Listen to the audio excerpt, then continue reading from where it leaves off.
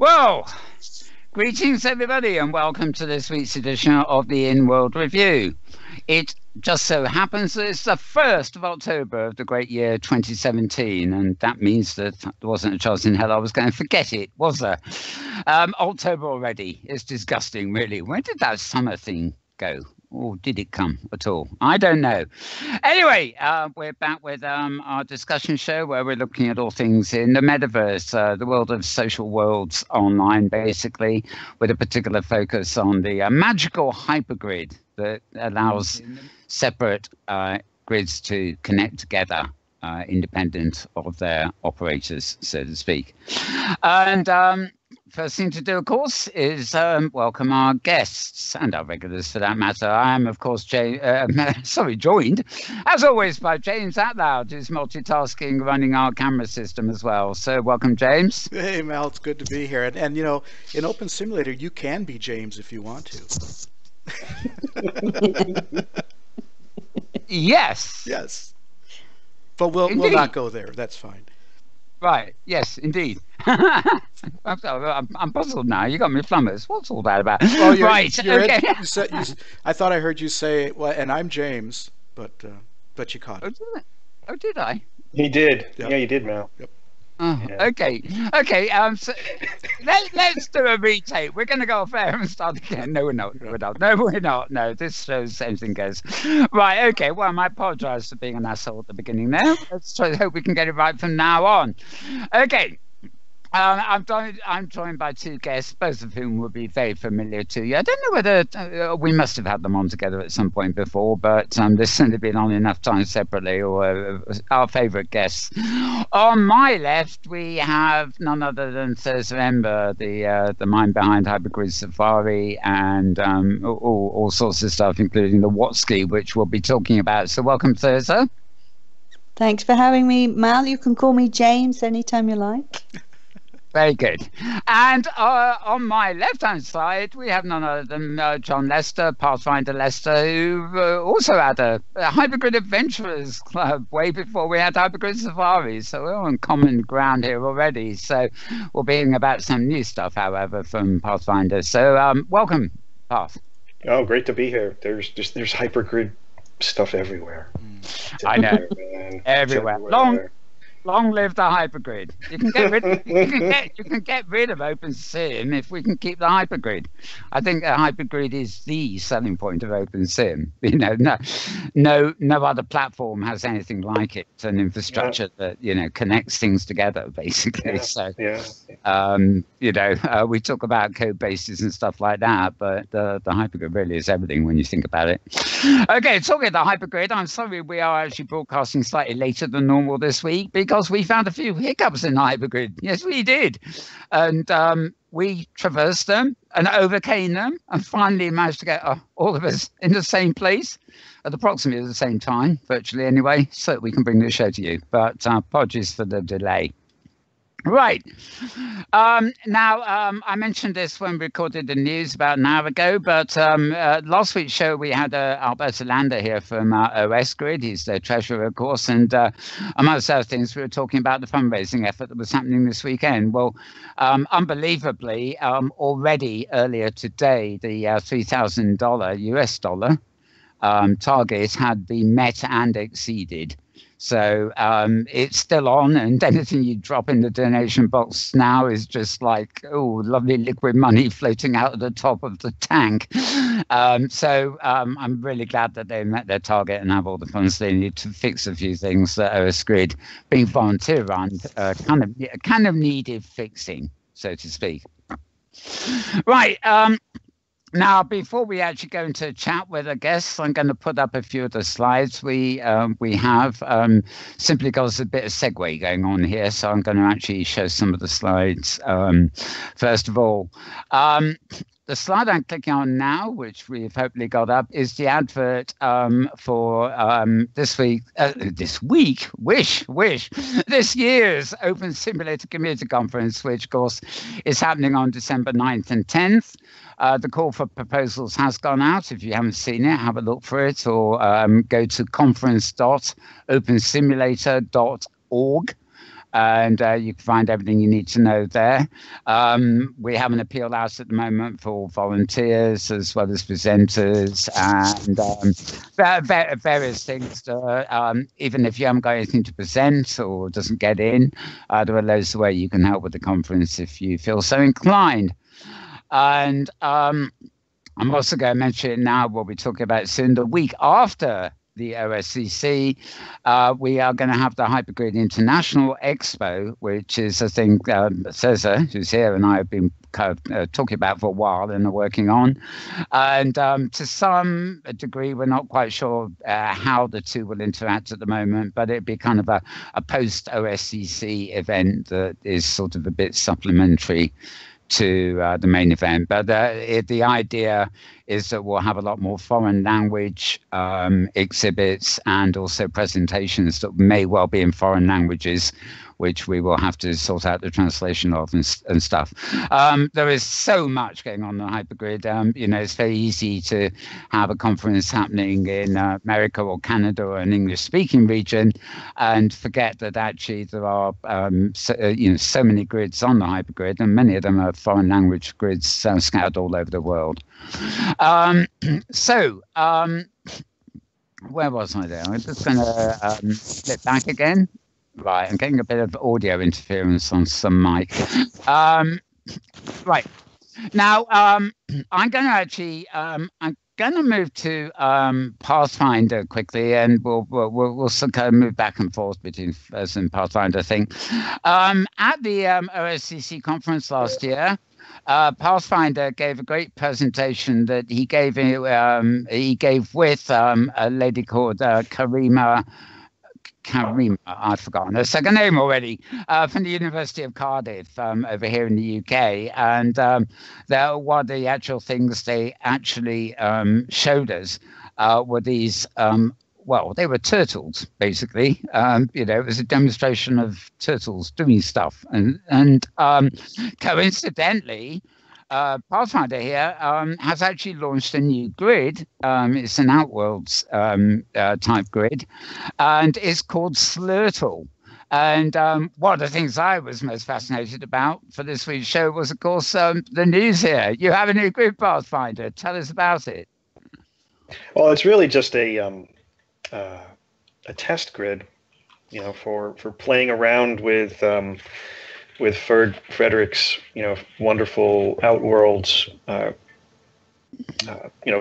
host your grid on your own computer software. Yeah.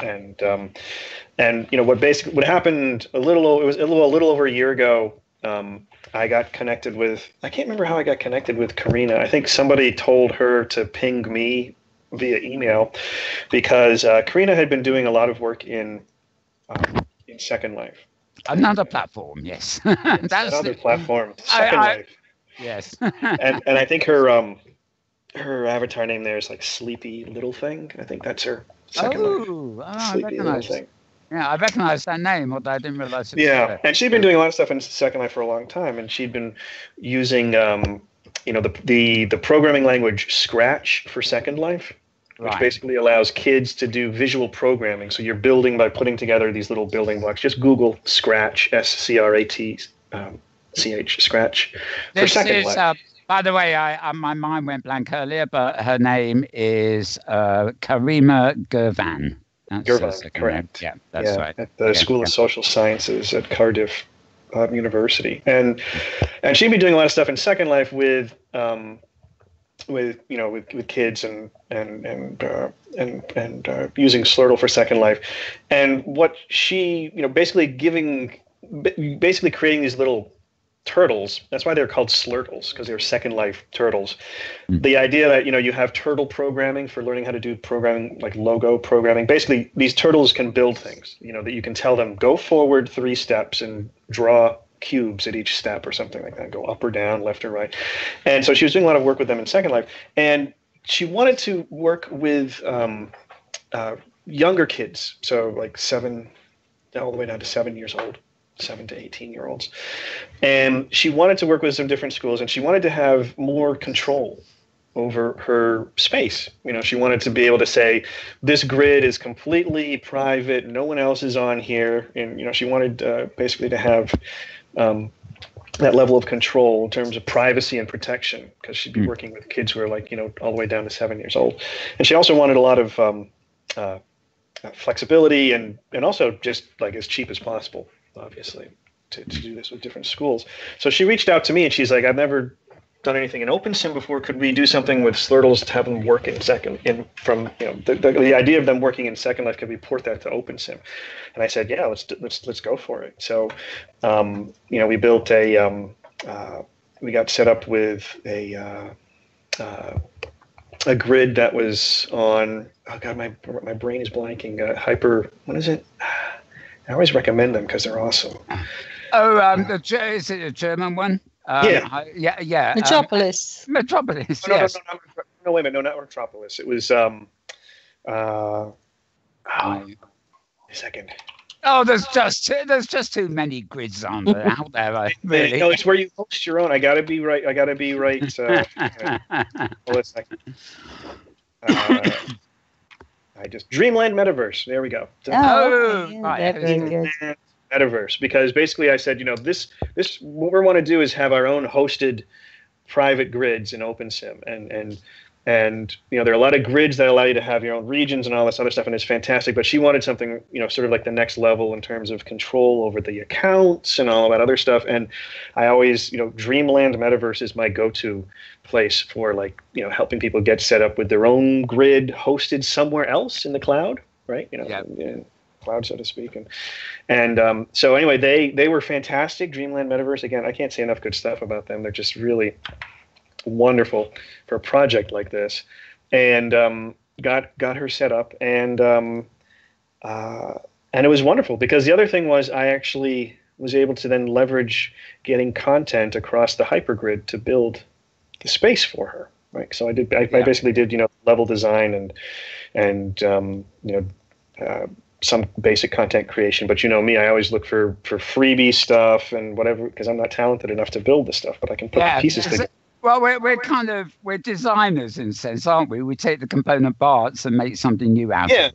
Yeah, exactly. And so anyway, then so that's she had it running on Dreamland Metaverse, and then she was also able. I also, just showed her the basics of how to then take what she created, because it's OpenSim, and she could actually also run it on a USB key using, Ferd Frederick's Outworlds software. So here's your world with all the turtles, and you can have your user accounts and just have a USB key, and you could plug it in so you could go to different schools and work with it like that. And so anyway, the project, took off and was great. And, what I did was basically all the stuff that I built, I was like, wouldn't it be nice just to let people be able to visit and see, what this stuff looked like? And, and I asked Karina, and she said, yeah, it's, no problem if you just take the content and, put it on a grid for people to just see as a, not meet with students. Again, this is just the stuff, right? It's the stuff for the environment. And so I just, that's what I have running on the Outworlds software. So running on my desktop, I have a copy of Slurtle World. It's probably, she's done a lot of modifications to it over the past year, obviously, but you can see it in the state in which I had helped build it. And the thing that I was just very excited about too was, I just got to say that she's just such a great person, just very, very collaborative. Yeah. And I was very excited because I said, hey, you should present this project at the OpenSim conference. So the last year's OpenSim conference, that was the kind of, her debut in OpenSim society, meeting everyone like, hi, I'm in OpenSim and I'm an educator and I'm building stuff. And so, it really wasn't about me making any kind of presentation. I just nudged her. I said, hey, give a presentation. It'll be cool. You'll meet with other educators in OpenSim. And so I think it's just taken off from there. So she's, again, active in Second Life, but now very, I think she's very active in OpenSim and has met a lot of wonderful collaborators. So what is the drive in doing the Outworlds install on Pathfinder, or the alternative Pathfinder, as opposed to the Dreamland Metaverse hosted one? Because I wanted something to play with on the Outworld's software. I wanted to play around with it more. Oh, I see. So her involvement isn't transferring from Dreamland to the Pathfinder one. No. She's doing her thing with Dreamland Meta. The project has moved, has continued on with the main environment on Dreamland Metaverse. Plus, she goes to different schools where she has the. Although this might have changed in the past 6 months because I haven't talked to her. I haven't talked to her in a long time. But she was then going around to schools with a USB key running the Outworld software so that she could have a local grid running off a USB drive. But my drive to put this up on Slurtle World as just a place to visit on the hypergrid. I put it up there just because I wanted to let people see what it looked like, because these grids that she's working on are closed. Yeah, exactly. You can't get to them plus the kids. Yeah, that's fascinating actually, because your education. We had Dieter, what's his name, on here a week ago now, but he was talking about Cyber Lounge, which is a kind of version. You can basically put an open sim region on the web, as opposed to, and it appears as if you're on the web, but it's not concurrent. In other words, you're simply putting a copy on the web that can be used on the web. But, we were talking about his offline activities, and I got the impression that, he's basically networked the German school system up where they've all got these open simulators and they connect into a school network, so every school's got its own grid, as it were, but the grid has its own sort of hidden hypergrid that is kind of nationwide for Germany. And I don't know the full extent of that, but I can just imagine Karina wandering around putting a key and visiting all these schools. But it almost makes you think, well, why don't you take a copy? And then you've got it. All these schools could have a copy. And behind their own firewalls, network together, as it were. But, yeah. I also just posted in public chat the link to the information page about Slurtle World. So if you go to that link in public chat, you can find the hypergrid address to jump to Slurtle World. And you can also, if you read the description about it too, you'll actually find a link to the slide presentation from last year's OpenSim community convention. I saw that. Tells you more information about the whole project. And the one thing that I was, because Karina was for our actual viewers, I'm going to basically, if you go to opensimworld.com and do a search for Slurtle World, but bear in mind that Slurtle is SL in capitals and then URTLE. Space World, and because our viewers can't see the chat, so I'm giving them that. Okay, cool. Yeah. But speaking of the hypergrid, the main point during the presentation that I wanted to make, that I talked about, was how this could have never happened without the hypergrid in terms of creating the space, because I found so much content that people were giving away for free or selling, to be able to build these spaces. And in the slide presentation, as I was doing all of this, every freebie I found also, I always kept track of who created it, always looking for the creator, and I kept track of all that. And in the presentation, I said, I kept track of, at the end of when it was all done, it was 60 people who had contributed, content in terms of freebies, and basically I listed all of them on the slide presentation. I'm like, here are all the people for all the stuff that they gave away. This is what it all, this is the final list of people. And that was the other reason why I wanted to put this on put Slurtle World just accessible on the hypergrid, so people could be like, oh, look, Pathfinder used this tree of mine. I could actually go see how it is, what it was. Yes. Because I think content creators wonderful.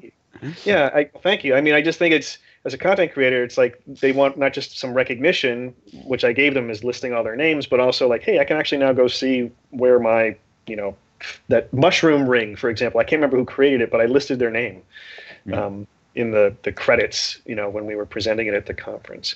So yeah, so it's like a movie end piece, isn't it? Where you sit for an extra 5 minutes and watch the credits. Yeah. It's nice because it's so rare that it's so difficult.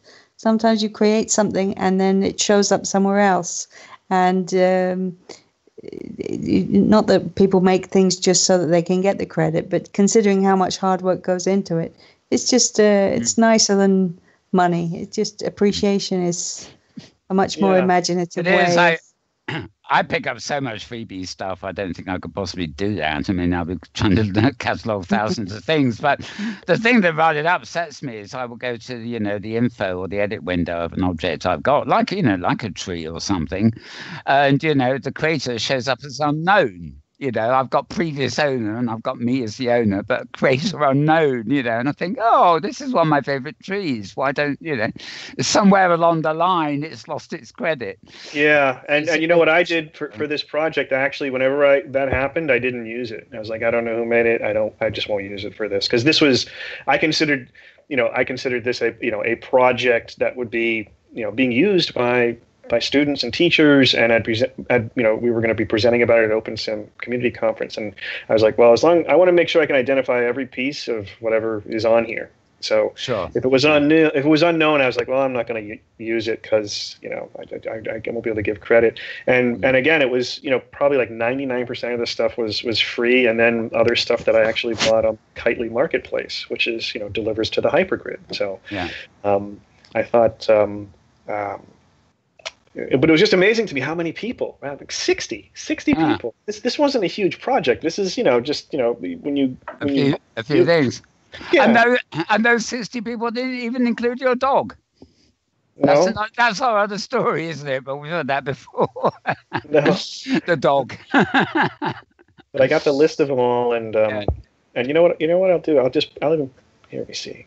They're in the slides, but just for the sake of the chat transcript, there's the list in public chat. That's everybody. Okay, Pathfinder's just put in our local chat here the the long list of credits. Yeah, several lines, some very familiar names there I see too. Yeah, it's wonderful to see. It's wonderful to look at the names. It's like, oh yeah, there's I've got some of her stuff, or that name's familiar. And yeah, exactly. Yeah, that's great. Now, actually, by sheer coincidence, we were actually going to be bringing the Safari group to see that last week, but you had to go at the last minute, and for better or worse, actually, we had to postpone it, and we actually went to another location instead. So, but we went to Vartown. Yeah, which belongs to Hans and Alia. Yeah, and it's I was in bits of it and not in bits of it. I didn't get to the racetrack bit, so I missed that. But you can read all about that at hg.safari.blogspot.com. It's on my feeds anyway. Before I do anything else, so I'm going to ask James if he can. I'm not being rude, but I want him to pan it. Well, not your chest, your lower waist. You are wearing a wonderful animated T-shirt here. It's great. I've seen animated T-shirts before, but that's. I was touching her stomach trying to get to play the game. I was like, can I pull them? They are actually for men, but something funky happened on Franco Grid, which I just discovered now, and you couldn't buy them, or the content was missing because we've had some issues. But I will fix it and send you some. There is loads. There's one of this. There's Pong. There's Sonic the Hedgehog of Runs. Anyway, there's a bunch of them for men and women. The guys at what's his name will want the Sonic one, won't they? Mobius. Mobius, I think they're far and along in the evolution beyond having a T-shirt, I think. Oh yes, yeah. But a Sonic T-shirt would fit the mood, if nothing else. Okay, well let's take a break for. Well, no, we're going to carry on talking, but I'm actually going to head over to our screen of images too, and look through a few things we've got up there. Actually, because I can see it right in front of me, I'm going to reload the Hypergrid International Expo one. Now, I showed you this at the beginning, of course. I can push this. I have done, I think, on the last few shows since we sort of started going to grips with this. But let me ask you, Thirza, to kind of explain this a little bit from your point of view. Yes. Sure. The idea is that obviously the OpenSim Community Conference is a 2-day event in English where obviously people can present either by themselves or as a group in a panel and talk about pretty much anything. And our idea was that there are so many people who have their own grids or are doing projects, whether it's education or for personal enjoyment, but they're doing all kinds of stuff, and perhaps their English, they can understand it to read it or to listen to it, but they don't maybe feel that they want to speak in English. Well, that's really cutting out at least 50%, if not probably more, of the people who are using OpenSim. So how could they be involved? And the idea is that we could have some speakers, some presenters, either as single people or as a group, presenting about their grids in different languages. And we chose German, which is obviously the biggest language group represented in OpenSim after English, and then French, Spanish, and Italian. And we've already had quite a lot of interest from a lot of different people. Obviously, the Germans are the biggest group, so we've got the most interest perhaps from there. But there's lots of interest from the different language groups. So we're hoping that we can pull it all together and have at least a mini conference, perhaps not as complicated and for lasting as many hours as the OSCC will, but to try and involve more people and really get more people to step forward and tell about what they're doing. And having a translation into English means that we'll be able to follow what they're telling us. So that it'll mean more collaboration, more communication, and a stronger community. And a lot of the impetus for this is, of course, we see through Safari and other methods. We'll go to non-English speaking regions. At least you try to speak English for us. But a lot of it, I think of it like music. When you listen to music, it doesn't matter what country it comes from. It's a universal language, and often when you're seeing exhibits or things that people have done, if it's a highly visual thing or sound orientated, isn't a matter of listening to a lecture. You really through the demonstration, you really get a feel for things, across the language boundary, so to speak. And of course, as we say, the international side of the hypergrid is such a major part of it. It's symbolic of what the hypergrid represents, which is a globally connected network of independent grids, both commercial and on people's desktops for that matter. It covers a whole range of things. And a bunch of people from South America in the last couple of days have expressed an interest in participating and being there, either as greeters or as presenters, or just to sort of move the thing along. And everybody seems to think it would be a fun idea. Obviously, we're still at the organizing the basic stage, but it looks like it's going to be a good idea. And if this first year can be a mini version of it, possibly next year it'll be even bigger. The most complicated part of the whole thing seems to be to get the word out and encourage people to think about applying to do some kind of presentation. So that's really that's our challenge at the moment. Sure. And we're not entirely sure yet exactly where it will be held. We could probably use a region on the OCC grid, but I think we're also looking if possible, a grid for it. Maybe a 4 regions so that we can have a stage area and exhibits around it. So like OSCC itself, we're looking for anybody who feels like they might want to volunteer, anything from helping actually organize the event to even providing space for it, where a robust server that could handle the required number of people.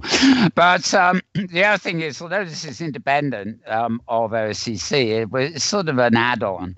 And at the OSCC, we haven't got the agenda yet, but there'll be the obvious panels. I'll probably have a viewer or interfacing panel. But Thirza and I will actually be doing at OSCC a special hypergrid panel. We'll probably have people like Krista talking about the birth of it and how it came about, and then we'll be talking about Safari and the way, the variety of things that are on it. And that will be for the OSCC, but it will be, being the exact week before, as it were, we'll be able to use the OSCC to kind of create a kind of launching pad for this additional event the following weekend. So, And since it's not part of the OSCC, strictly speaking, in order to try and sort of round people up who are interested in participating, we've formed a Google group, because it seems like most people have Google Plus. If they don't do Facebook, they have Google Plus. Yeah. So I just put the address of the group into local chat, so anybody can ask to join, and it's a big part of it. So if you know somebody whose first language isn't English, who you think might be interested in applying to do a presentation, or just wants to be informed about when it's happening because they want to be in the audience or be a greeter or whatever, they can join that group. Okay, well, our viewers, pardon me, a bit of a cough there. Our viewers can't actually see that link, and it's one of these things with blah, blah, blah, communities, then a number with 1,000 numerals in it. So the best thing to do actually is to go to your Google Plus page and simply click on the tab called Communities and look up Hypergrid International Expo, and you can then apply to join, which is the long way around for people who can't click on a link at the moment. just making sure everybody's got the info there, as it were. And Google Plus tends to be a bit of a hangout kind of place. So people have mixed feelings about it, as they do Facebook. But it seems to be it can attract a crowd of people who just don't know when to stop commenting. I try to avoid reporting on comment change on Google Plus, because I'll come across one in one particular group, and then one, a short post, and then I suddenly realize that somebody's replied with a whole thesis, and somebody else has replied again with another whole thesis, and all this is the posts that are attached to this. The comments attached to one post that's buried in a community. So it's a bit of a minefield, but it does tend to be a very popular forum, Google Plus, that is. And the idea is that we can post there and give updates. And I'm sure that the OSCC will also have their 2 cents to put in. So it's also a way to get to find out about that, and we'll be posting more information as time goes along, so that people can see how they could contribute. Because there's lots of ways that people could. There's lots of things people could tell us about that they're doing. There's so many projects going on. As you said, as we go around on the Safari, or even if you look on Inworld, it's the same thing. You click on a link and you discover that people are doing all kinds of fabulous stuff. And it's just so interesting to hear about their projects and their ideas and how they've overcome different problems that OpenSim technology sometimes throws up. So it's just could be very fascinating. And the fact that they have liberated from the idea that they have to speak in English, that they can just speak in their own language, I think that could open the door to a whole world of interesting people that we may not have necessarily come across yet, and at any depth. So I think it should be fun. It's funny, I quite often laugh on Safari. It hasn't happened so much recently, but because we have a bit of an international focus there. Everything is normally done, not always, but normally done in text chat. Being a voice person, I struggle with that, but. But that way, people can read English. You can't necessarily speak it very well and stuff like that. But there was a period where it always used to amuse me because I would arrive at a safari and the first thing I would hear was voice, but it was always French. And so it's as if I spoke. If I spoke French, then I could enjoy voice, and otherwise I was stuck with chat. But like you say, the two do go hand in hand, and text translators and possibly even audio translators who could appear on camera, sort of translating as we go. There's various possibilities. We've had so many people step up already and say they'd like to volunteer, they like to be part of it. So bring your friends. It could be a really fun event. I think so. Okay, now going back to the screens. We've got a few things today. I think let's actually just move back. You have another project, the Watsky thing coming up. But I think just before we go to that, I'm going to, because I can see them actually, I'm going to load the next slide. Is actually one that Pathfinder has brought to us, which maybe he can, you can see this screen, can't you, Pathfinder? So I'm bringing up these pictures. The first one I brought up is your welcome sign and a certain avatar standing beside it. And a big close-up, extreme close-up of a turtle's face. Yes. Hello. Now, the thing that struck me about this one, and in fact, I think a picture that Thirza herself had when we thought we were coming, is, the Welcome to Total World, but, follow the path and read the signs to learn. So the first impression I have of this, and particularly from this picture, is that we've landed in a place which is kind of exploratory. It's got a bit of that gamification to it. Well, there's a little bit of that, but it's really an orientation. Right, because we were assuming that the kids coming in here would have no experience potentially with OpenSim or anything, and so they would get the idea is that they would have a very basic orientation of here's the client, here's how to launch it, and here's how to move your camera around, but then they would just follow this path, the classic sort of orientation path as you walk along and you have different things that you do. And so I basically built a welcome to OpenSim orientation space. Well, it looks very colorful. In fact, I've got one of those big mushrooms too. It didn't come from you because I didn't manage to get there yet, but I like the mushrooms. And I think on the world too, if I believe I set, if it were, if it's a freebie, then I think it's still, you can take a copy. So I think when you visit, if you see stuff and if I obtained it as freely copyable, then you should be able to take a copy of it too. So feel free. Yeah, I very much do the same on this sim because usually it will be a default free to copy if what I got was free to copy, if you see what I mean. So I just never change anything. If it's free, it's free.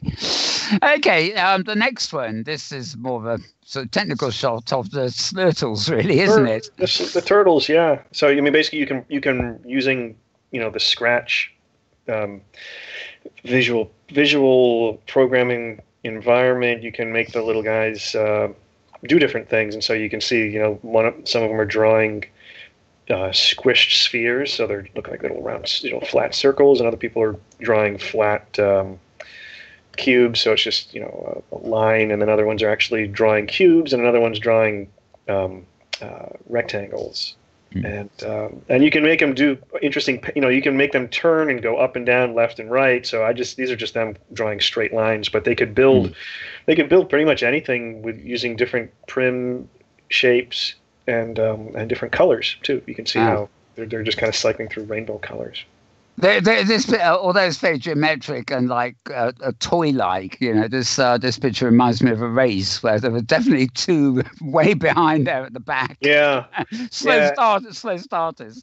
Yeah, and at the Second Life Community Conference, we had I think I had one of them draw a star, like it drew a star shape, which was kind of nice, and that's just But these are them just drawing straight lines. Very basic.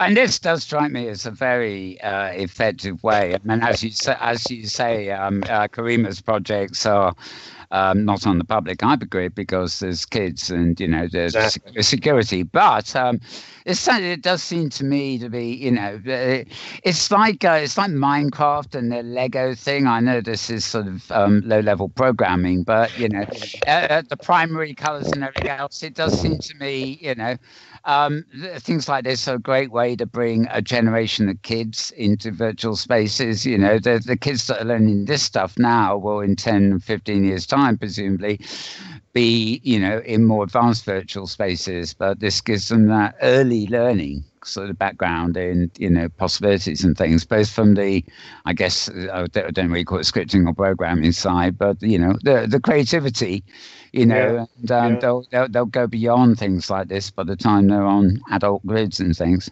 Yeah, exactly. Okay, the next picture. Well, once again, it's a nice shot of pine trees and Pathfinder, isn't it?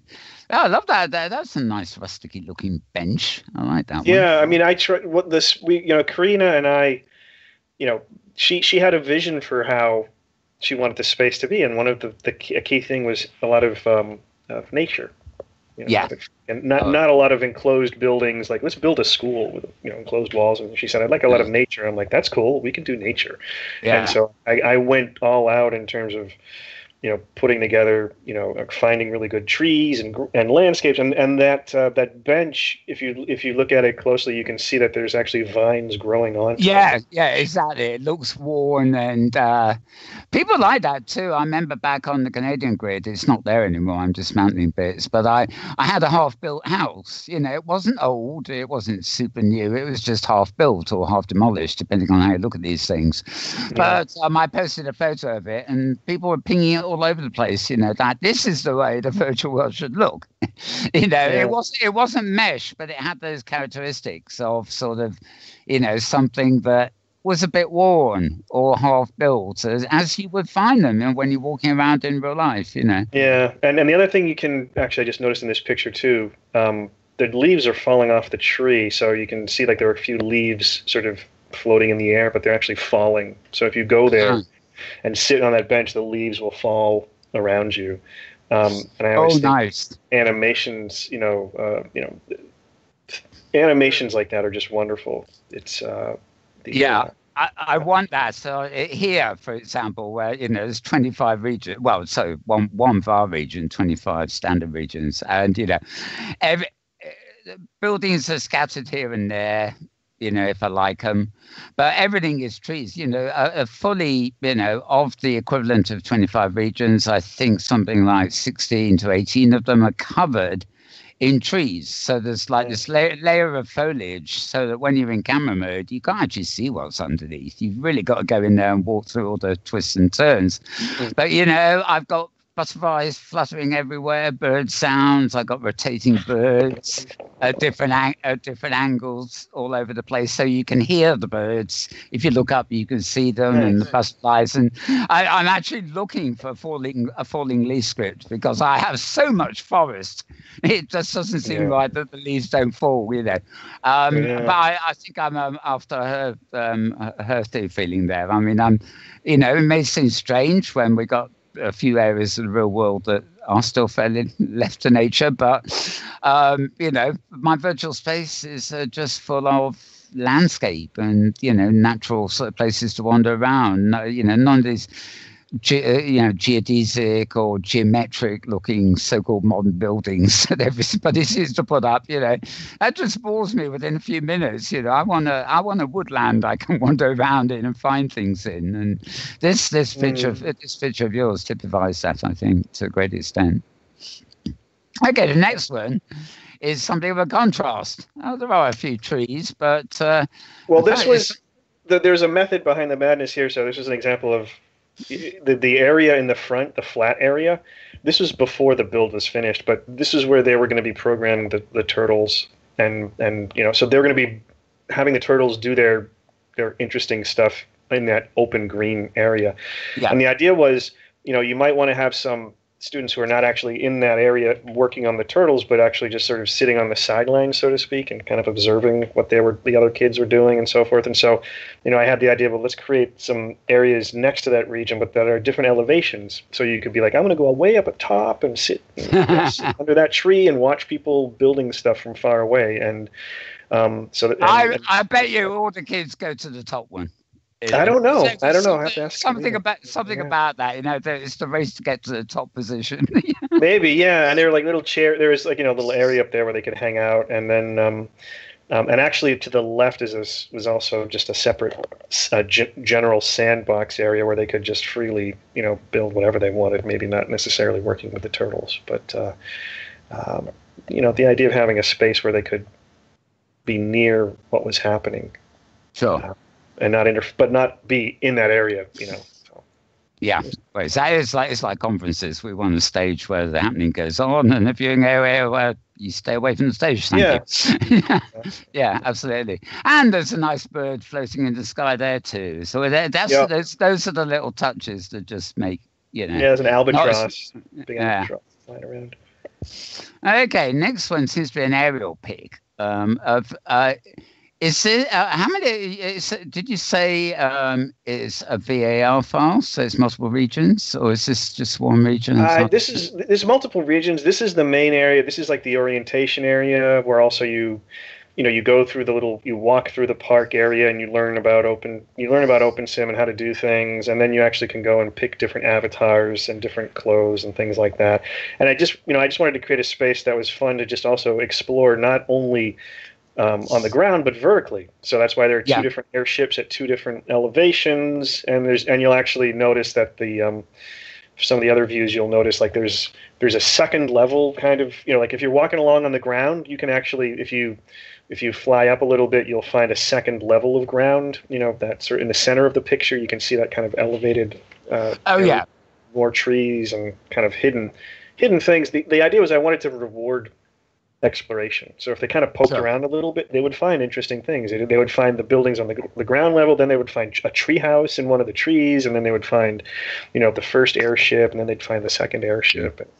And so thinking about it, thinking about it in 3D, not just a flat layout of space. Yeah, I have a few areas like that where you've got like the elevated, probably mesh rocks, and with flat tops, and but like here, there's like a little enclave in the middle there, and when you can't fly deliberately, it's up to you to explore. You've got to find your way up to the plateau.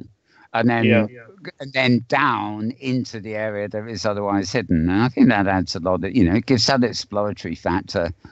If you're going to try and trap people in there exploring for a long while, well, give them lots of twists and turns and challenges. It's only walking, but it adds that extra. And I think when you're standing on the ground too, the sense of elevation around you. It's okay having like what's his name, the guy who made that famous barren field with just a few wind towers and things in it. That is really invokes a sense. So AM radio, that's it. It evokes a real sense of feeling, but once I've absorbed it, I have no interest in staying because it's just flat barren land. And whereas you put me in valleys and hillsides and twists and turns and things, and it really feels like the real challenge is if somebody can lose their sense of direction, you've won. The other thing that's really important in and this is really just if you talk to architects, they'll talk about things like this as well, and urban planners, people who plan building cities and things, is you need very visible landmarks that are recognizable from different places and different distances. So if you think about your favorite cities to explore, they usually have really clear landmarks that you can see from far away and are recognizable from different perspectives. So no matter where you are, if you look around, you're like, oh, okay, there's the Eiffel Tower, and then there's this other thing here, and I know exactly where I am. in relation to these very visible landmarks. So that was the other reason for making a lot of vertical stuff here, so people would be like, oh, there's the big blimp way over there, and then there's the smaller blimp over there, and then there's that purple tree. There are a lot of similar trees, but there are also a bunch of unique trees around, that are pretty visible, and you'd be able to orient yourself. Oh, there's the giant brick, the giant stone, the high stone mountain that is sort of So you can always orient yourself to that. So it's not. So you always can always visually position yourself just by looking around at the landmarks, because they're pretty unique and they're pretty visible from far away. Yeah, I have a kind of, I think almost anywhere where you can get out of the trees, you can see my western mountains, because, they're not as high as a region, but they sure look it. But, I haven't really stuck to the rule, but, taking the 25 regions, I've my West Coast has got winter up in the mountains, and barony up at the far north. And then as you move eastwards, the idea is that things are roughly autumnal. And to the southeast, going down to seasidey and tropical, and then to the west again, spring. So if you're going anti-clockwise, you're going winter, spring, summer, autumn, back to winter and things. And obviously in the middle, it all goes meshed up. So I kind of work on the idea that if you're looking out from a vantage point, you're looking almost into a different season, a whole different, style of the environment. It's I don't know if it succeeded that well, but that was the idea. Anyway, we think alike. So moving on to the next one. These next shots are just really nice landscape shots, I think. This is your winged unicorn, isn't it? Yeah, there's a little winged unicorn. Yeah, again, to sort of, rewarding exploration by putting kind of, these interesting little things that you'll discover, and that's at one at the top of the mountains that you don't find it unless you fly up there and walk over. Yeah. Can people walk up the mountains too, or is it? No, they gotta fly. I ran out of time. I was like, I can't build paths and test them for walking up. But I keep looking. I'm a great one for sort of trying to find as many sculpty maps and mesh forms as I can that actually include the right angles to put against high rocks and things to make little paths. Because it's not terraforming, and I never could terraform an uphill path to save my life. But I just find the sculpty shapes and then retexture them, hopefully to blend in. It's great. But so that's a lovely long shot there. It gets. Is that the same region we just saw from the air? Yeah. It's just with a different time of day. And it was. This is with the. I'm just thinking of it. When we looked at the map, you see, the patch there that looks like, a single region or whatever. And maybe it is, but when you see it from this viewpoint, you get a much greater sense of the vastness and the distance that you obviously don't get from the air because, Yeah, that aerial shot was really just so you could sort of, when I was working with Karina too, so we could kind of we could see where everything was, but we'd never want people to actually see it from that perspective, because this is when you're in it. I don't stop people camming around, but I have actually disabled fly on the principle. I provide, however well hidden, a way of accessing from the ground everything. And I think that's part of the challenge, but also, it is almost cheating. But I don't know about you when you're in level design, as we're calling it. I tend to go up in the sky and I arrange everything as very straight lines, like a geometric grid. I'm very sort of focused on uniformity and things like that. And only when I've planned out those grid tiles, big and large and stuff, do I then go down a level, still working from the air, and use organic forms to disguise those contours. So what seems random isn't actually quite as random as you think. The contours are following a kind of grid line. But the very strange thing, I don't know whether you found this for the your grid and the Outworlds install, is that I'm so used to, say, being in Canada and viewing a region from the sky that I tend to have got a rhythm to mapping out a region that way. And when I've got 25 regions, a VAR region, I get rather confused because somewhere in the back of my mind, I'm looking down at it from the air, and I got the draw distance set really high, and I still think of it as a single region. So I think, well, I'm going to line that side with mountains. And of course, if it's a single region, the mountains are just rocks really enclosing the region. But when you think on a VAR file and you click and go down to Earth again and see what you've done, you look up and say, oh my God, they're high, they're really high. And my so-called valley, twisting, turning little valley in the trees, is actually wide enough for 20 avatars instead of one, which was the intention, So it's working with huge-sized regions does take it's like a bit of a new learning curve. Anyway, next picture. That's just more of the same. That's another shot from one of the mountains, I think. Yeah, clearly quite high up there. Every shot seems to manage to get an airship in, or two. Well, that was the idea too. I always wanted you're always able to see the airships, one or the other. And again, it's about orienting yourself, so that you'd never be totally, lost about where you are. It's like there's the big airship and there's the smaller airship, and find your way that way. Yeah, great stuff. Okay, change of mood here. This one I like. This feels like it could be one of mine. Yeah. The only mushroom circle I've got actually turned out to be about 200 prims. And I thought, well, I know I've got enough to waste, but, that was excessive. But I imagine that one of yours is a mesh or something.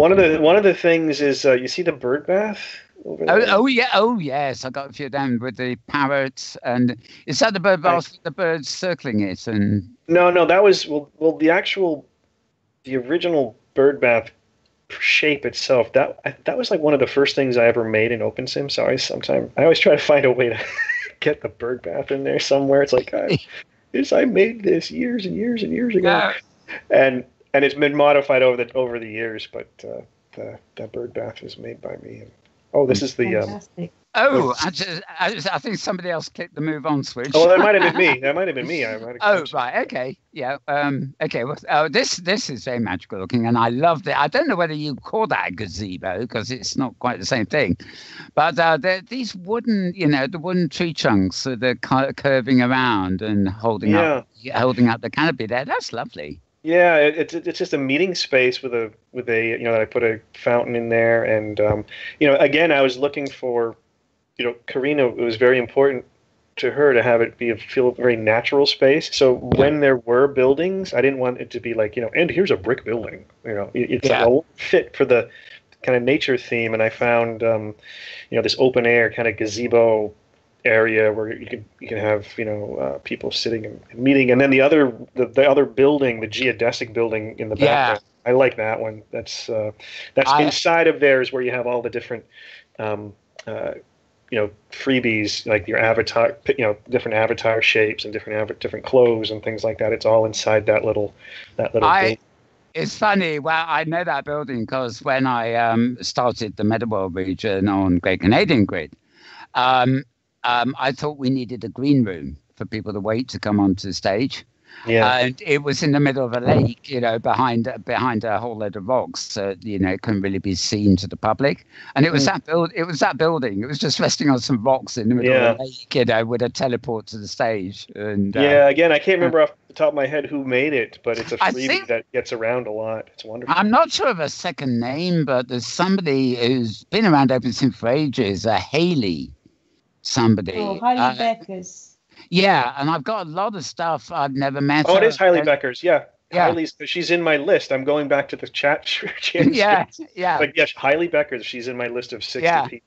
Yeah. And there's some of the stuff in OpenSim, OS Grid, I pick up of hers. It's I've moved beyond it. It looks a bit too contrived for me. But then she does some things that are really magical, like this. And she's got a gazebo on the lake, which is really a standard gazebo. Yeah. But it's linked together so that it fits on a lake. And, so I still come across stuff in my inventory and think, that's what's going to fit here, Nice.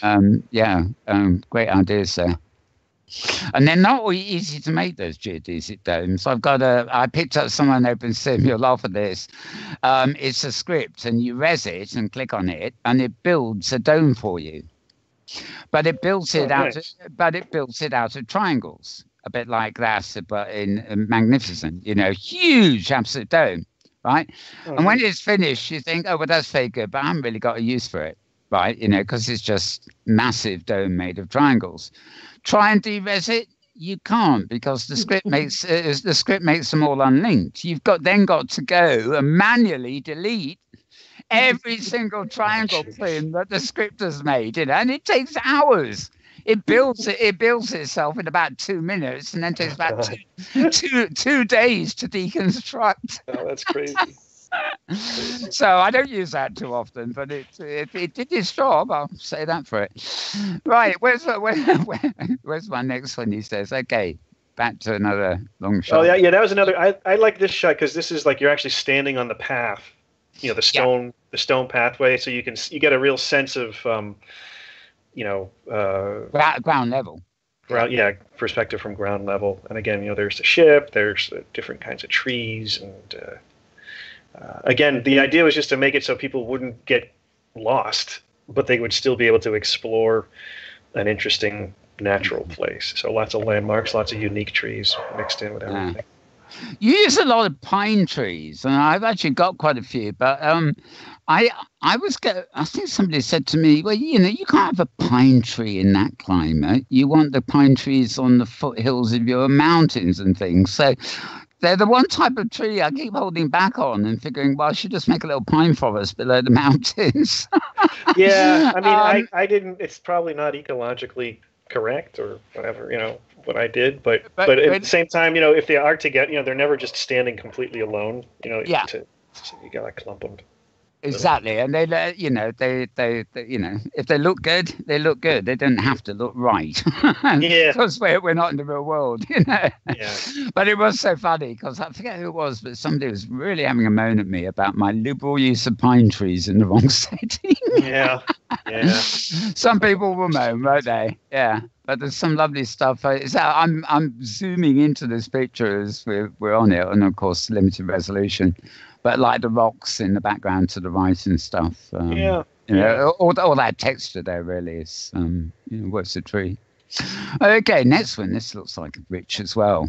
So this is like on top. This is like the second level. So if you fly up, there are rock walls, and then you realize, hey, there's stuff on top of these rock walls. It's actually a little kind of microclimate, and so you have trees, and I had a little campfire, and if you look at the middle, you see that little door. It looks like a hobbit door, for a hobbit house.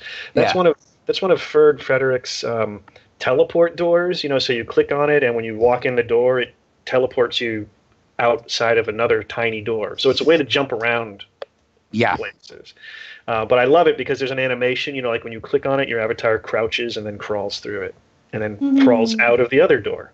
So something I'm sure Thirza knows this if I mentioned it to you, but and that's okay. No, sorry, I keep forgetting I'm looking at a flat picture and I'm not panning around. Right. One of my ideas in Canada, but there aren't really were never enough visitors, and I'm transposing all these things to the private grid now. Is we I was talking to Thirza before the show, for example, and we were talking about landmarks and things, and especially when you're organising something like Safari, she must have in her inventory, what is it, Thirza, about 3,000 landmarks? Something like that, yeah. You really working on it. Yeah, you really can't find things anymore. Often people can't find things, ordinary objects in their inventories, let alone landmarks. But just as, some people have hypergates, centers, there's a load of grids and they've all got their little region, which is their hypergate center. And it's full of blam gates going to, the main portals. But I was trying to get this idea of putting these rocky blam gate kind of things, looking different every time, into the fabric of the, terrain. And having it so that a bit like people who have blogs often have blog rolls down the side, which the blog roll is always a link to other blogs that the owner of the blog thinks you should go to, rather than just that, people don't put, a New York Times in their blog roll. They put their friends' blogs or similar places. And I thought the obvious place to put these blam gates, I could texture it as a rock and make it look like a cave in the environment. But in fact, when you walk to it, it's not a cave at all. It is a teleport somewhere else. And the key to this was I wanted the teleports to take you to what will be an extension of what I've already put in my region. So if you're in the middle of a wood and you saw a little rickety old cabin with a blam gate door on it, going through that door would take you to somebody's region somewhere that was more woodland. Oh, what a great idea. Yeah, and it basically uses that blog roll metaphor to assume people are exploring a region because they like what they're exploring. Therefore, it's logical that the teleport gates take them to other places of that ilk. Nice, I like that. And because there's far too many regions scattered over the hypergrid to make a real hypergrid center. So I thought, well, make it context relevant. Okay, where's our next one? No, next one. More trees I see coming. I think up. This is this is just another example of different types of trees. And I'm probably, again, a botanist will be like, well, that one tree there is obviously in fall. The leaves are falling, but the other tree is green or whatever. I'm like, I don't care. I just like the idea of a big red leaf tree. It's very funny. I don't know what lighting you were using in this shot, but at first sight, this reminds me of a mesh world, especially in the foreground, somewhere like Science Space or somewhere. Maybe even Sansar. There's something about the structure, the trees to the left and the path and the definition of the rocks. They've got that very meshy looking feel. Not all of it, but well, there are a lot of objects that are mesh based in here, but it's a mix of prims. And again, it's just if you get the right lighting and the right composition, it makes stuff look very rich. I mean, this is the trick. This is the challenge when you're working with nature is you really need to put a lot of layers before it starts to really look real. Because you put a few trees and you're like, there's something missing. And it's like, well, it's not enough trees and not enough diversity of textures, and so you just got to keep adding and adding, and then at some point it's like, okay, that looks real enough, and then. So a lot of you notice at the base of the trees there's a lot of ferns and little mushrooms and rocks and stuff and all kinds there's little lavender plants growing to the left tucked in the rocks. Those kinds of little details, you need them if you want the natural environment to look real. So and something I've found here is aside from machinima, on this world, I'm taking a lot of photos. I try and post one Flickr photo a day from the grid, but also I take a lot of snapshots offline. And I work in camera mode so much, and it's interesting because I'll spend ages trying to get the right camera angle to take a shot. And I know what you mean about filling up the layers, right? But then, is this shot going to be a bit from above so that it sees extent? Or would this work better if I film it at, I take the shot at ground level with, like in this one, you've got the grass in the immediate foreground. If that grass wasn't there, but everything else was, the shot would be very different because that simple bit of grass in the foreground of the shot, as it were, is helping frame it. Exactly. And for these photos, I was trying to frame them. Definitely, these weren't just random photos. These were photos that I was going to be using. Some of them I used in this presentation at the conference last year. So, I was thinking about there's always that framing which requires something in the foreground, something way in the distance, and the composition that's a whole other thing. It's not just channel your inner Bob Ross. Yeah, exactly. And I always like shadows. I always like real-time shadows. So whenever I take pictures, I always make sure real-time shadows are turned on because that. Oh yeah. Yep. I've had. Well, I suppose it's only been about a year where I've had a good enough gaming kind of rig to actually turn the shadows on and not slow me down. And the difference is just the only thing that's annoying is these trees people make. and you pick up, and they build the shadows into them. And of course, the shadow, some position on the tree is the opposite of the live shadows on the land. So you get an old tree with this shadow coming out in the wrong direction. I think, ooh. But I usually just bury the shadow in the ground and forget about it. When we're off, when the show's over, if you got time, I must show you the slides on the other screen, which our viewers saw last week, and it's like a photo shots very similar to these in many ways of this region here. Now, something a bit more built up. Is this a nightclub, or is it? I thought before this rest, I thought it was a swimming pool, but go figure. Yeah, it's just a place for dancing. So one thing that Karina wanted was a place where the kids could just kind of jump around and dance, and so it's sort of the standard dance club area that you have, and there's you can't really see it, but in the background there's like the DJ station, and if you go there, the kids could play with controls to change the lighting, so they could change the lighting on the floor, they could turn on the strobe lights on the stage, and there are also like particle cannons they could play with. That's what those little, it looks like confetti falling everywhere. It's particle cannons. And so again, just a place for them to play and play with changing the lights and the floor and all that stuff. I had a fascinating thing over in Canada. I forget where I picked it up, but it was like a control panel for changing the wind light. Yeah. And at first I thought, oh, this could be fun, right? Because you can just press these panels in World and change the whole wind light of the region. But undoing it proved to be a bit of a problem. In other words, anybody could do it, and somebody would come up to it and they'd change it one way. Somebody else 2 seconds later changed it another way. But it was a nightmare to get it back to normal. It was so the script that was doing the changing, was operating independently of your normal wind light settings. So I hope they're safe, put it that way. Light controls are safe.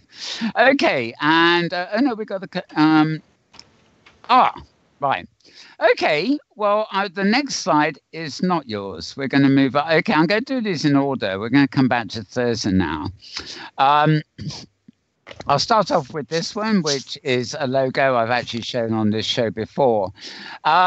We talked about Safari, of course, and everything else to that, but Thirza, this is a new project, the WASCI, isn't it? It's based on it is. Creating landmarks to working like a wiki. The OpenSim destinations will be tangible destinations as people might look them up in real life. So they would look up, say, Rome or a country or, tell us, and I will move through the other slides as we go.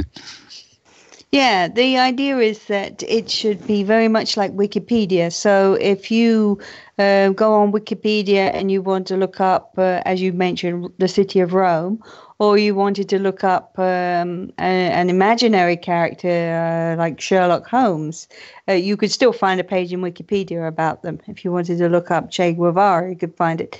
It's a real person in that case. So the same way that Wikipedia works, that people who they may be academics, but they could just as easily not be academics, can publish on their information on Wikipedia, which then can be accessed by all of us. So the same idea is on OpenSim, that you can make a 3D, let's call it a page. It's not really a page, it's a region, or it might even be just part of a region where people can tell the story of something that they're interested in. And the idea comes from the fact that this already happens a lot. There are builds about lots of real world things like the ship Titanic or Harry Potter or Versailles. A full-size Palace of Versailles is a challenge, is it not? There you go. Yeah. So basically, I'd be looking for places that or regions that are obviously accessible to everybody, and that the owner plans to keep up for at least 6 months, and that illustrate or explain or indicate some place in reality. Or it could be a work of fiction, it could be a historical event, it could be a city, doesn't matter. If you could find a Wikipedia page about it, it could be included in our WASCI. Yeah, and it works very much. It's almost like a keyword search for known things. So nobody is going to be searching for Fred's Little Island, but they may well be searching for, as you say, French landmarks, and they'll find Palace of Versailles and stuff like that.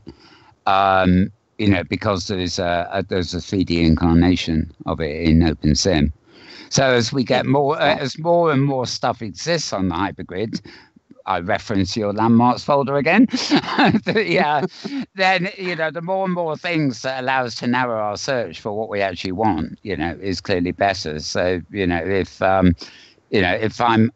instead of going to Hyperic or OpenSimWorld or something, I actually come here and start looking up something very specific. Say I'm looking for more trees, for example. Maybe I presumably won't get far if I look up forest, but I might be able to look up a particular forest in England somebody's tried to recreate in Tanglegrid, for example. Absolutely. Yeah. If somebody decides they want to they have a build that is Sherwood Forest, the idea of this is that it would be a place where you can go and surf the information that is out there. It's unlikely that you could use it the way we use Wikipedia, which is you suddenly wonder, what was the fourth beetle called? Let me just Google that, and Wikipedia will tell me. Not like that. It's much more of a discover what other people are interested in and what other people have thought about kind of an experience. So I have been very kindly, the good people of Ignis Fatuus Grid have given us a region to do this in, which I think there's a picture you have amongst the pictures I gave you. Yeah, I'll move about beautiful regions. Yeah, I'm going to move on to the what is screen actually, but where did the name Woski come from? It's an unusual name. It's easy to remember once you said it a few times, but it's not so like where is or something that would. I mean, I presume the OS is OpenSim, and then the W is from Wiki, and is that just how it happened? Woski. What OpenSim knows? Yeah, just take the I out of Wiki and you put OS instead. Oh, yes, and of course, sorry, the screen tells us that anyway. What OpenSim knows is okay, and this basically is your concise summary. Imagine Wikipedia, but in 3D, sharing regions, information about topics. Okay, And it's very important to point out this is not part of a Safari. This is a separate thing, like the scripting showcase trail that we did a couple of years ago. So this is something, it's self-guided. It will be up 24/7. So anybody who just wants to, it's another way to discover OpenSim, really. There's more and more different ways. If you think of OpenSimWorld, people surf through the possible destinations and pick one from that. And this is the same thing, but it tends to be educational on the whole. Sure. Yeah. Well, I moved back 3 slides now, so I think we're on the first of the slides you sent me. This is on the Ignatius grid, is it? The building we're seeing here. Yes. On Ignis Fatuus, yes. We're just getting started now with setting up the gates. So this is the house in the center of the region. You can see it's all surrounded by mountains that the Ignis Fatuus, the Compagnon, have set up for me. So you'll arrive, that's the landing point. Right. And the next one is a fancy Blamgate or Hypergate or whatever we call it, really. Oh. That's right. No, talking of wikis, my Lady A on Echo. I better not mention her name again. She thought I was talking to her, and she was just trying to give me. Sorry, I can't find that place. Okay. So as you can see, it's got an H. That's the archway that you walk through. It's just it's a Blam gate, and so it says H is for Hopi Indian. And in fact, if you walk through that, there's a very simple explanation. It explains what Hopi is, and it says who made the build. And then when you go through the gate, you'll find yourself on a region built by Tosha Tyran. And I can cheat by doing this. There you go. I just got to say, I love, if you go back to that image of the gate, that's such a beautiful design, what you did there. With the stained glass, so you can actually see through the stained glass. Going crazy trying to make those stained glass. And the letter H, the letter H is part of the gate. And that's right. And it's not just a sign, it's like this is just beautiful. Beautiful design. Thank you. One thing I know that you didn't mention there, Thirza, is that the kind of beta, as it were, of the WASCI is pre-populated by an A to Z, isn't it? You've chosen A, B, C, yes, D, and I'll put all the H's will be together as we go ahead. There's already some letters have more things than others. So obviously I'm very open to anybody who can suggest a build that they think ought to be one part of the WASCI experience. Very happy to include anything as long as it's open to the public and as long as it's going to be online for at least 6 months.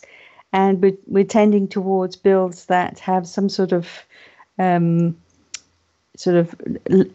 close link to reality. Let's put it that way.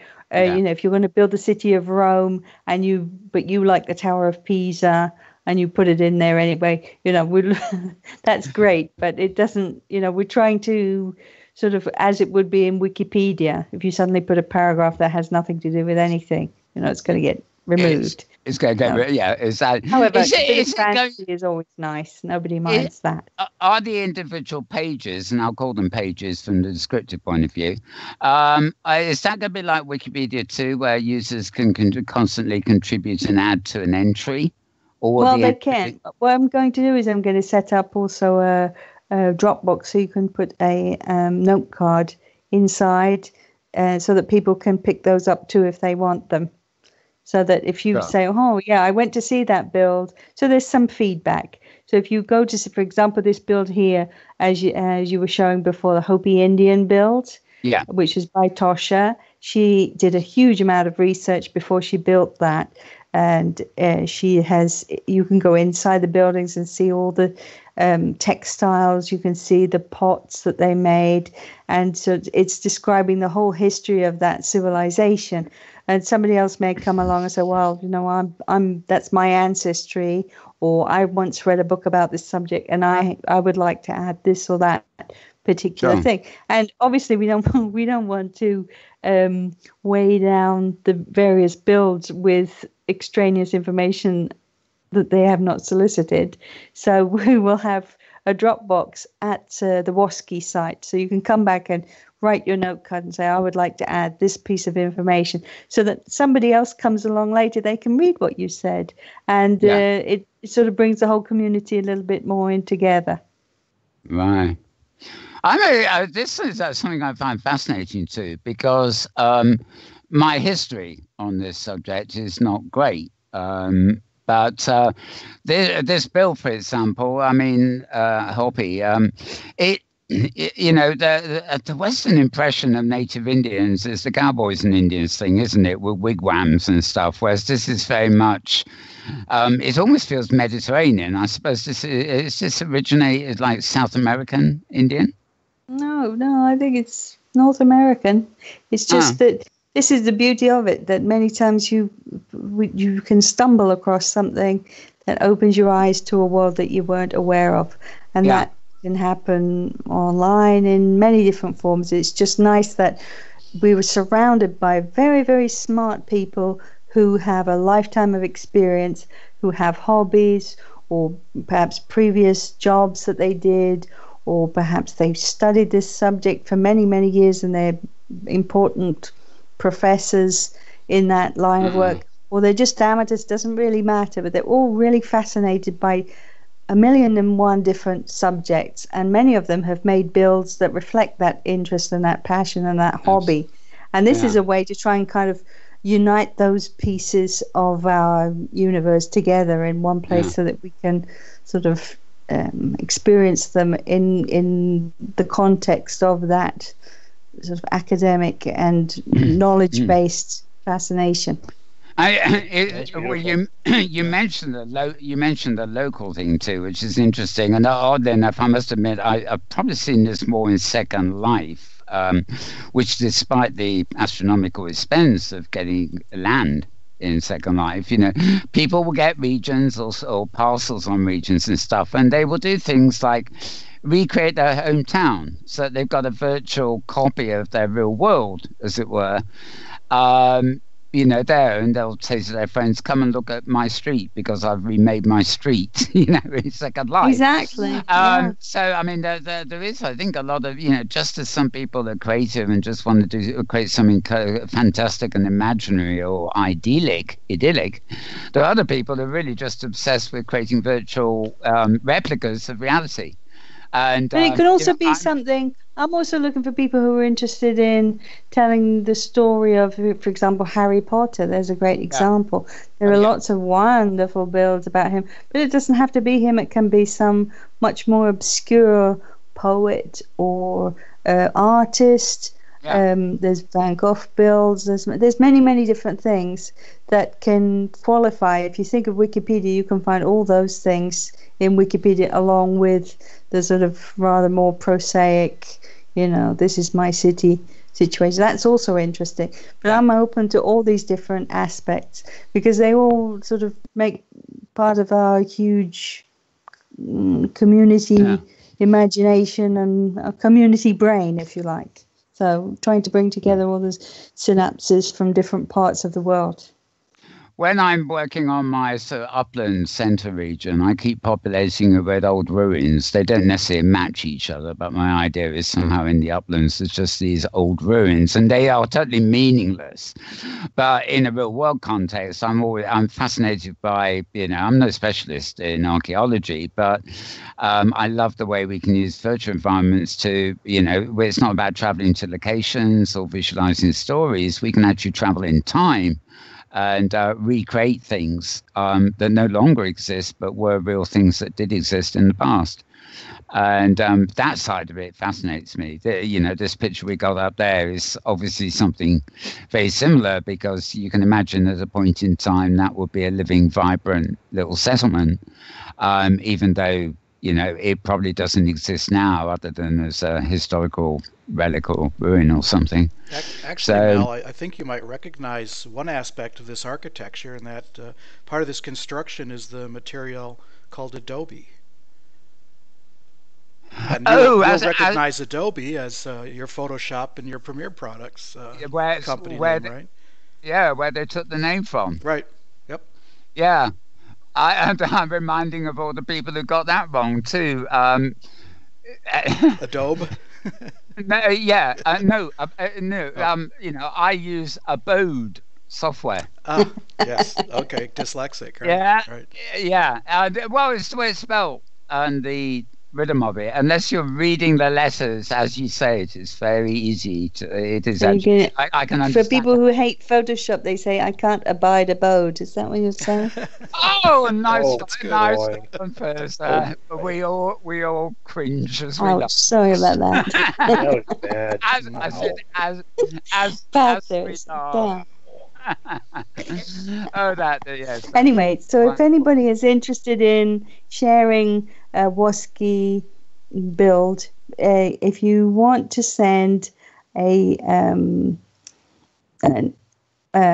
message to me, the best way to do that is to look on Google Plus for the group that's called WOSKI and join that. And that's the best way to get hold of me, considering how terrible offline messages can be in World.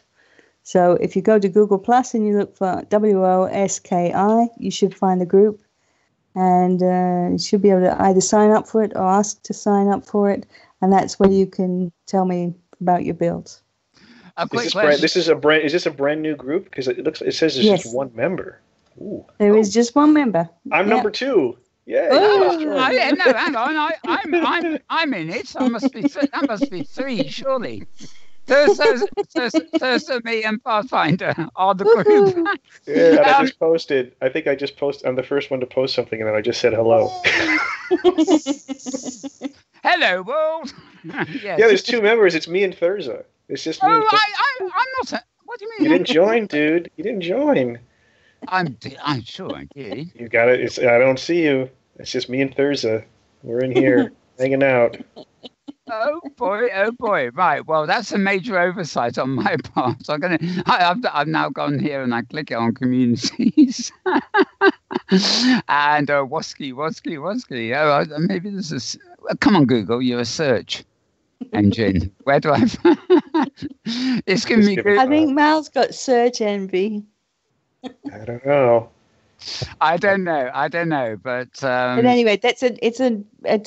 I know a lot of people don't use Google Plus. Hopefully, some people overcome their dislike of it because it really, with the problems that we are having with offline messages. I have this all the time where people have replied to a message, but they don't realize that if they don't come to FrancoGrid and actually leave the message on the grid, 9 times out of 10 I won't get it. Yeah. So I go to their grid and send them a message, and if they don't come back to mine, I won't get it, which is one of the worst parts, I have to say, of all wonderful aspects of hypergridding. Not being able to properly communicate in world is a serious defect.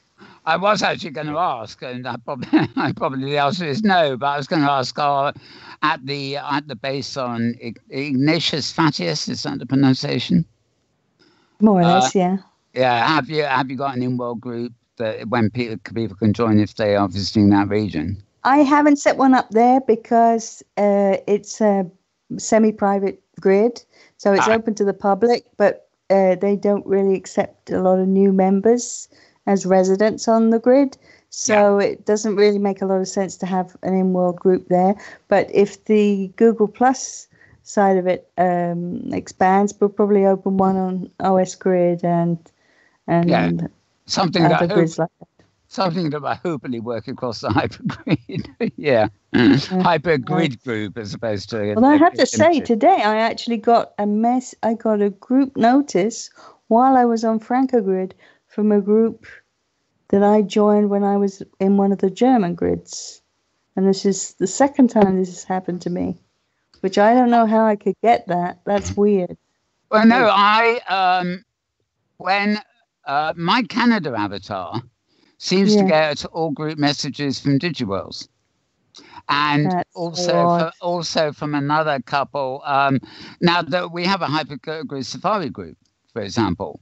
We have many sites. There was about 7 hypergrid Safari groups. Yeah, we got one in Canada, and you've got FrancoGrid and everything. But sometimes when I'm hypergridding, I can get messages from that group, even though I'm not on the grid where that group was made. Weird. So it swings and roundabouts, or rather, you just don't know whether something's going to work or not. I am told that group IMs are supposed to be better in the 0.9 series of OpenSim, but I haven't really. They always say that, though. Sorry, but yeah. It seems it's optimistic. I mean, that's a good thing. Yeah, it's like they say how region crossings have improved, but everybody's now using file files without region crossings. They've improved because no one's using them anymore. Yes, no one's actually crossing regions anymore. They're just making huge regions. Yeah. Okay, well, moving on. We've gone through all the pictures and stuff like that. We've talked about Woski, and I have to actually head out too, so I have to run up there. Right. Okay. Well, we'll move to sort of wrap up then. Before you go, any other projects and stuff in the work, Pathfinder? Well, the only thing is I want to think about something to do for the OpenSim community conference. So when I figure out what I'm going to put together for that, I'll let everybody know, because I'll definitely be attending and talking about something there, because I just that's one of my favorite things, is just that conference. Yeah. So, well, we're talking about, your name has come up a few times, and because we're also talking about hosting panels and things like that. Cool. Yeah, I'd love to be on any panel, so let me know about that as well. But I just think that's a fantastic event, and I'll definitely be putting something together. But it was great to be here again today too. This is wonderful, and you guys again. soon. Okay, well, I will discreetly move the camera away from you, and you can just sort of poof on us, as the expression goes. Thanks for coming, and we'll see you soon. My pleasure. Take care. Right. Bye now. Bye-bye. So I think we can pretty much call the show a wrap. It's always good to get it under 3 hours now and again. So what's coming up on Safari? That's the only thing we haven't covered. What's coming up this week, if we can say? We certainly can.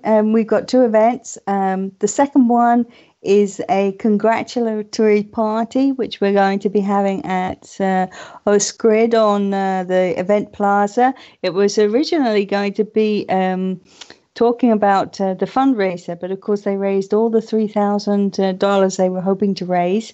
It's an opportunity for people to still give money, because just because they reached their goal doesn't mean that more donations are not welcome. And Albert's going to be meeting us, and they'll be dancing and so forth. And before that, we have 90 minutes on Craft Grid. We're going to be going to Edu3D, which is an Italian educational group. And they have some games that are for children, and they also have a bunch of activities for older people too. And so we're going to be talking to that group and finding out what they do in the real world, if you like.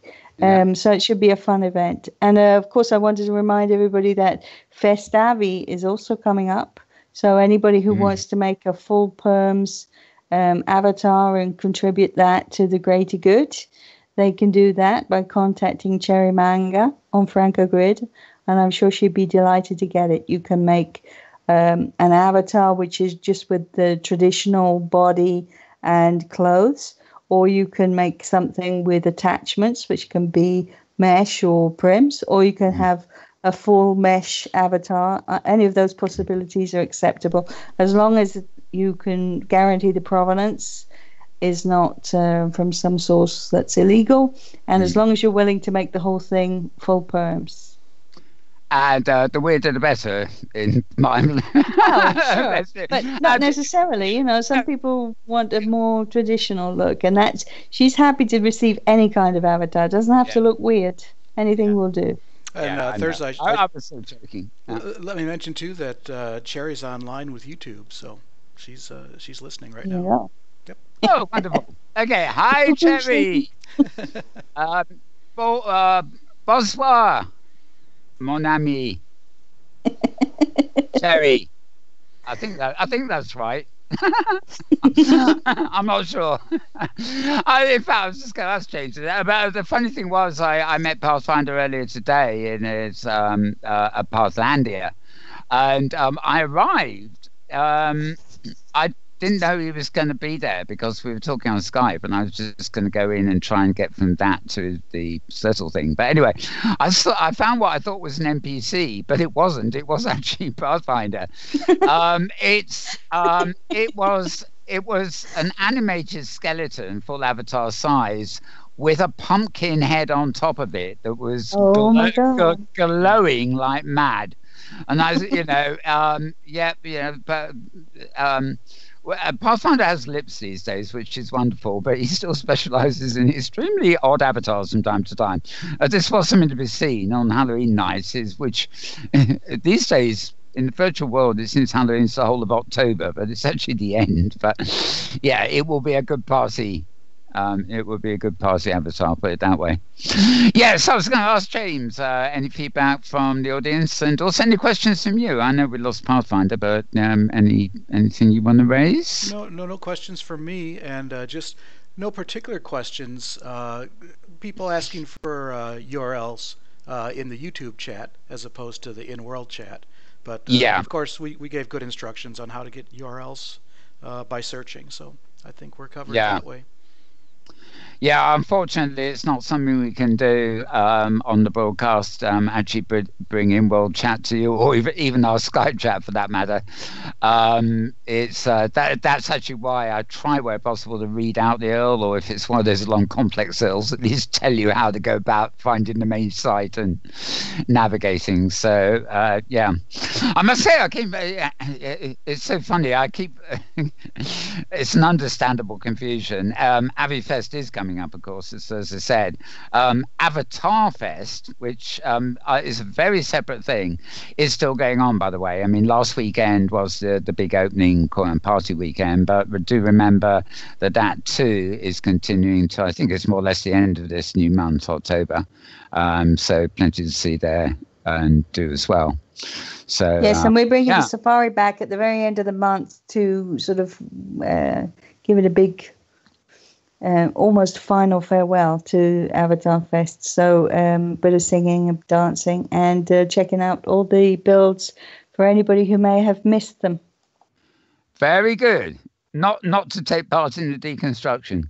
I always used to laugh in Second Life. Second Life people used to invite you to these big events, which is basically a communal. Where they blow it up. Yeah, they blow up a whole region and say goodbye, and they make a party out of it, taking all the parts around you. And well, the novelty wears off after the first time, but. I just want everything to be permanent, but I'm a realist. I know it can't be. Okay. Well, any other thoughts, Thirza?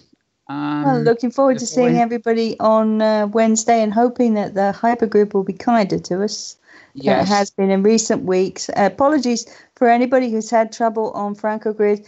Please bear in mind that there have been 2 separate DDoS attacks on the grid, and that has had caused some problems for us, but the good people of FrancoGrid are working hard to get everything back to how it should be, and crossing our fingers and toes and hoping that the hypertubes will work for us in weeks to come. Yeah, it's a sad state of affairs when actually if you want to look positively on that, you can think of the hypergrid or FrancoGrid, right? It is a positive sign that it's considered big enough to be targeted. but at the same time, it's very sad that such people exist. But it's a good sign in that it must have significance enough if they can be bothered to target it. Right. What was it? Oh yeah, before I forget, a plug I didn't get in last year. The logo's hidden behind the stage here. Obviously, if you're watching live, you probably won't want to watch it again, but you can do. Replays are always available on YouTube, as is MetaWorld News, which we recorded before this. However, this show can also be downloaded as a podcast via a site called Slartist. That's SLARTIST. All the shows have been available for quite a while there, but one way or another, it's sort of going through all the other things on an individual show. I keep forgetting to mention it. So you can either go to YouTube and then just ignore the talking heads, or you can go to Slartist and get a version that's audio only, which may be a bit more one of the reasons it exists is because it's a bit less heavy on the old download sizes and stuff. So if you just want an audio replay of this, you can get it there and listen to it while you're in the bath or something like that. Okay. Any final thoughts from you, James? Nope, none at all. Oh, good. We're all good to go. Good program. Yep. Yeah, great program. And yeah, I think we'll call it a wrap until next week. Just to round up, I'd like to thank all our guests. Firstly, Pathfinder Lester, who's now departed, but was here, of course, and a great guest he was. So thank you, Pathfinder. Thank you to Thirza Ember, who is still here. So thank you, Thirza. It's been a lot of fun. Thanks for having me. Okay. And my avatar head seems to be fascinated by your shirt. It keeps turning. I haven't clicked on your shirt. Likely story. But for some reason, my avatar's head is looking in your direction, which is good because I'm talking to you. And thank you also to James Atloud, of course, who, as well as being on the seats here, is multitasking. He's a man and he's multitasking. Go figure. He's operating our camera console. So thank you, James. Oh, absolutely, Mel. I really enjoy being here. Okay. So for now, I'm going to wish you all. I'm going to try and get this face to turn to the camera again because he's not. There he is. He's looking forward again. Yeah, to our appearances, you're looking forward. So no concerns there. Yep. To my, I think I clicked on Thirza, option clicked, and my head turned to her in my viewer. Anyway, right, I'm looking at the camera again for everybody. That is. And I wish you all a very good morning, a very good afternoon, a very good evening, and even a good tomorrow, depending on wherever and whenever you are. We'll see you next week. Bye for now.